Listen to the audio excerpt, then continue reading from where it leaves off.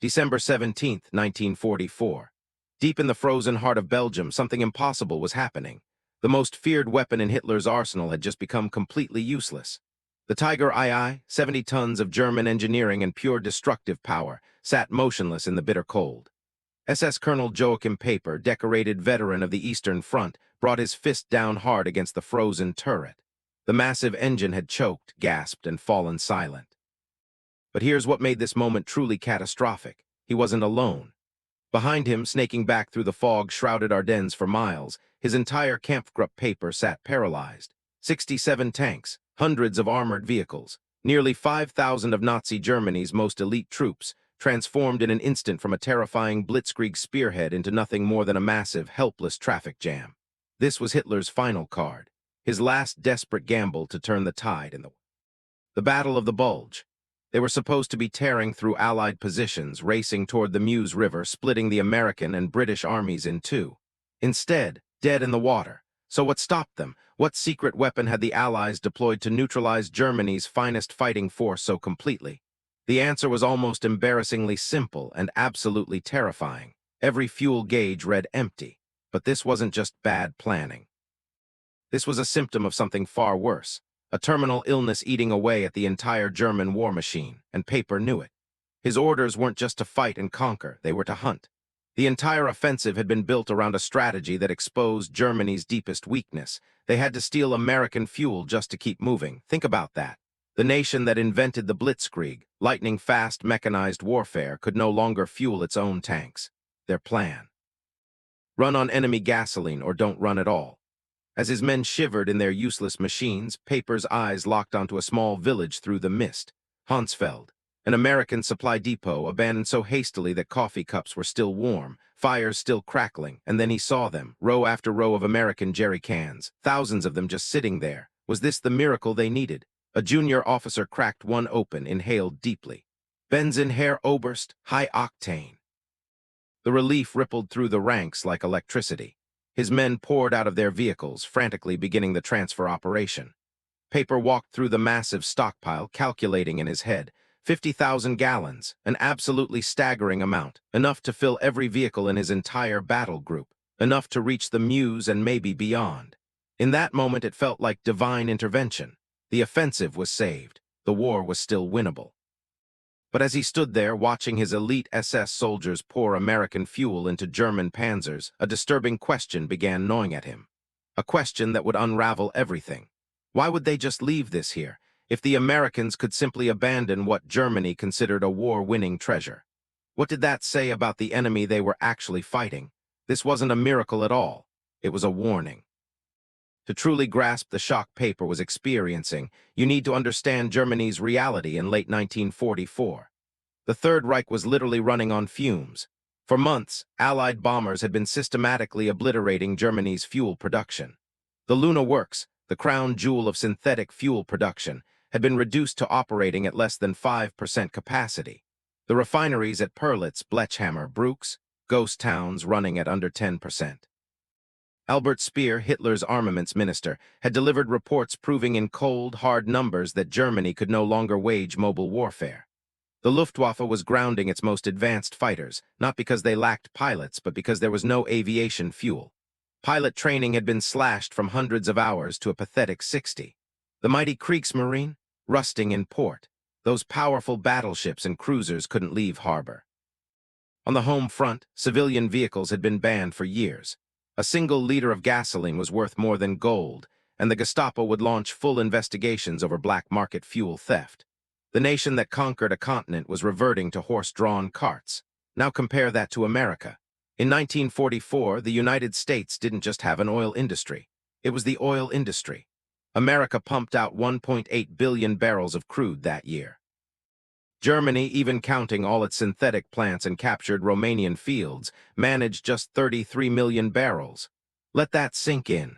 That's less than 2% of American production. The East Texas oil field alone produced more petroleum than all of Axis-controlled Europe combined. This wasn't a gap. This was an abyss. While German logistics officers were rationing fuel by the liter, the Americans faced a different problem entirely. They had so much oil they had to invent entirely new systems just to move it all. They created the Red Ball Express, nearly 6,000 trucks running 24/7 on dedicated highways across France, delivering over 12,000 tons of supplies daily. Here's the kicker. The fuel consumed by just the trucks of the Red Ball Express exceeded what an entire German army group received in a month. But even that wasn't enough. So what did they do? They performed an engineering miracle called Operation Pluto, pipeline under the ocean. They laid flexible pipelines across the seafloor of the English Channel, pumping over 1 million gallons of fuel from Britain to France every single day. From there, a sprawling network of pipes spread inland like arteries, pumping the lifeblood of war straight to the front. By December 1944, American forces in Europe were burning through 1.2 million gallons daily, and their supply system was delivering 1.4 million. They were fighting a massive, high-intensity battle and still adding 200,000 gallons to their reserves every day. This was the reality Joachim Peiper was beginning to comprehend as his men refueled at Hansfeld.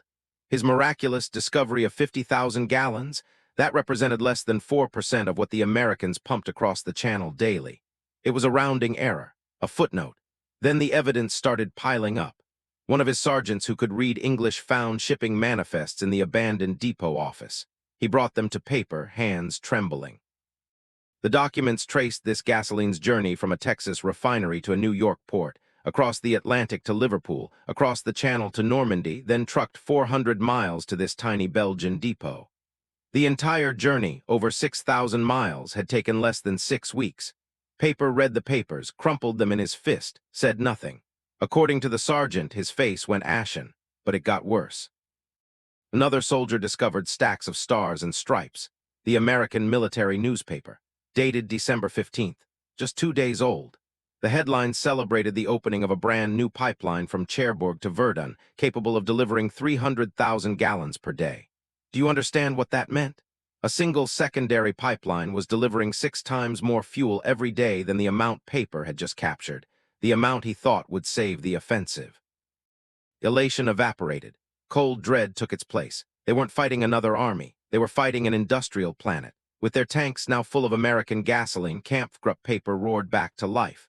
They surged forward, back on schedule, a lethal spearhead once more. They smashed through Bulge, seizing more American supplies, food, ammunition, and crucially, maps. But those maps only deepened the nightmare. They showed locations of other American fuel depots in the region, and they were everywhere. Every major crossroads, every small town seemed to have its own massive stockpile. The U.S. First Army alone maintained over 3.5 million gallons in reserve depots just behind the lines. Peiper pushed on, his forces growing more desperate and savage. They committed the infamous Malmedy massacre, murdering 84 unarmed American POWs. Even this atrocity was born from logistical panic. Peiper later claimed he couldn't spare the fuel to transport prisoners to the rear. By evening on December 17th, his vanguard reached the town of Stavelot, and there they saw it.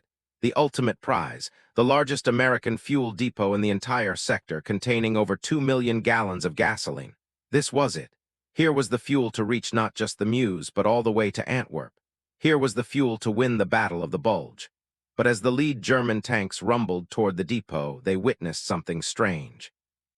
American soldiers were moving among the massive stacks of jerry cans.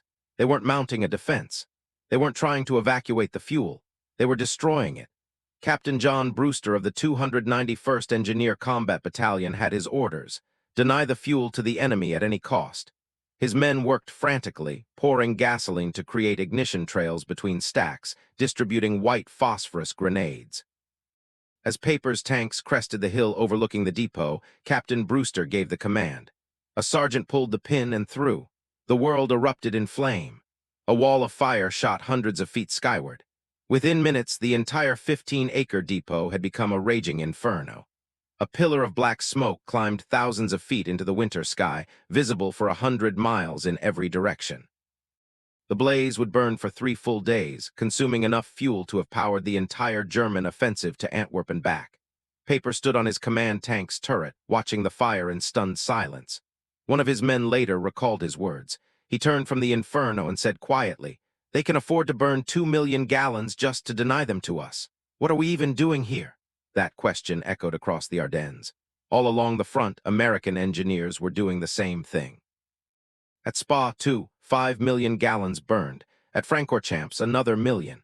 In just the first week of battle, American forces deliberately destroyed over 8 million gallons of their own fuel to prevent capture. To the German High Command, this was incomprehensible insanity.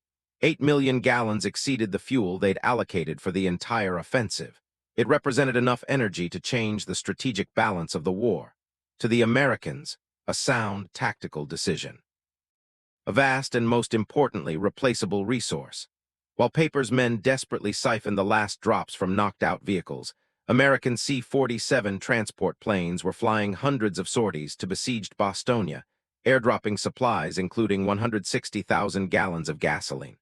The Americans were flying more fuel to a single surrounded garrison in one day than Peiper's entire elite armored division possessed in total. Can you imagine that realization?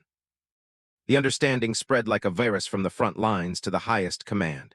General Hasso von Manteuffel, commander of the 5th Panzer Army, wrote after the war, "When I learned the Americans had destroyed 8 million gallons of fuel, I knew the offensive had failed before it truly began. The physical battle still raged, but the psychological war, the war of industrial capacity, was already over." The numbers tell a story no battlefield heroics could ever change. While Germany's war machine was dying of thirst, America was drowning in oil. The contrast appeared in every piece of equipment. A German Tiger tank consumed 2.5 gallons per mile in combat. An American Sherman, less than 1. American trucks were standardized with interchangeable parts, making maintenance simple and streamlined. The German army had become a chaotic museum of captured equipment, French tanks requiring different lubricants, Soviet trucks needing different spare parts. Each one a logistical nightmare, multiplying the difficulties exponentially. By December 20th, Peiper received a radio message that sealed his fate. Fuel convoy destroyed by Allied aircraft, no resupply possible. He was trapped. He gathered his officers. One stated the grim mathematics: "We have fuel for perhaps 20 kilometers. The Meuse is 30 kilometers away." Here, surrounded and doomed, Peiper spoke words that captured the essence of Germany's defeat. "Gentlemen, we have discovered we are fighting an enemy who burns more fuel to deny it to us than we received for this entire operation. What we captured at Hansfeld, which seemed like a miracle, was nothing to them. We cannot win." 3 days later, on the night of December 23rd, the weather finally cleared. The Allied air forces, grounded for days by fog, took to the skies. Over 2,000 sorties flew that day. A P-47 Thunderbolt fighter bomber consumed 300 gallons per hour. A B-26 Marauder medium bomber burned 200. A single day of Allied air operations consumed more aviation fuel than the Luftwaffe received for an entire month. Under this aerial onslaught, Peiper's position became completely untenable. That night, he gave his final order: abandon all vehicles. His men, the elite of the Waffen-SS, destroyed their own priceless machines. They placed explosive charges inside their remaining 39 Tiger and Panther tanks, their 70 armored half-tracks, and over 100 other vehicles. They drained the last few drops of fuel, not to fight, but to ensure complete demolition. Then, under cover of darkness, Joachim Peiper and 770 survivors of his original 5,000-man force slipped away on foot, retreating through snow-covered forest like ghosts. They left behind millions of Reichsmarks worth of Germany's best military hardware, defeated not by enemy guns, but by empty fuel gauges. The story of Kampfgruppe Peiper and the 50,000 gallons of captured fuel is more than just a war story. It represents the brutal mathematical conclusion of industrial warfare. It was the moment when the romantic myth of the superior German warrior, the idea that fighting spirit and tactical genius could overcome material disadvantage, finally died. It didn't matter that a German soldier in 1944 was, on average, a more experienced combat veteran than his American counterpart. It didn't matter that the Tiger tank was superior to the Sherman in many ways. None of it mattered. Why? Because the war was no longer being decided by soldiers or generals, but by factories and refineries thousands of miles from the front. It was being decided by an unwinnable equation. In 1944, the Allies held a production advantage over the Axis of more than 5-1 in almost every equipment category. But in petroleum, the lifeblood of modern war, that ratio was nearly 50-1. Germany was fighting a global superpower while having the logistical capacity of a small, developing nation. When American salvage crews eventually reached Peiper's abandoned vehicle park at La Glise, they found dozens of perfectly operational tanks. The official report noted that getting all 39 tanks running would require about 8,000 gallons of fuel. The source, listed as local reserve. Estimated time, 4 hours. The amount of fuel that represented an impossible division-saving treasure for the Germans was, for the Americans, a trivial logistical task that could be sourced locally and completed in an afternoon. That was the discovery at Hansfeld. Not just that the Americans had more fuel, but that they operated on a completely different plane of reality. A reality where their waste exceeded Germany's entire need. Today, one of Peiper's abandoned King Tigers still sits in a museum in La Glise, right where it ran out of gas. It's a silent steel monument to a fundamental truth of modern conflict. Courage is no match for logistics.